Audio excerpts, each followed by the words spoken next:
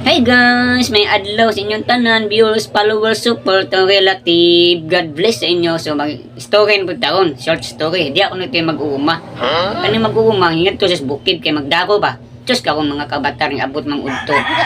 Wa, mukaon na tato siya. Sus kay wa man siya kabawang og tubig.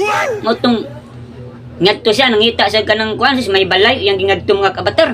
Sus, ngakon mga kabatar na ngayon sa tubig. Noy, naamo siya ka ng tubig. Mainom na eh. Ingong ba daw ang kanang laki na magditiyayo na. Oy dong! Wa ka ba dong? Di ay, igo kami konsumo. Uli na lang siya mo. Kaya mo na makainom ka. Kay kini, konsumo ko rin na mo. Kay layo ka kayong kuhan sa bukid. Suka mag-abatar. Kuhan siya. Naglagot og gamay. Sa kuhan, sus, pag abot niya dito si daan kay kita misag tabuan. Ang mga kabatar. Siya may iyang choice. Nahuna-unaan niya. Dito na, balik sa siyang uma.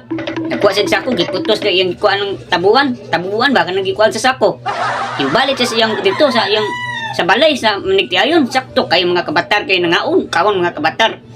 Hinahinay siya dito, hinahinay siya dito. Pag doon na dito, suportahan siya ka ng kusinap, iyang gilabyog. Pag! Atbog, dito ng tabuan. Basta kay kabuang mga manigtiayon, basta kay nagkabuang, pangaratol nila sus, magpungusbukol in taon ta, magisi. Ingo na siya, lumagisin nyo! Kay, mauna!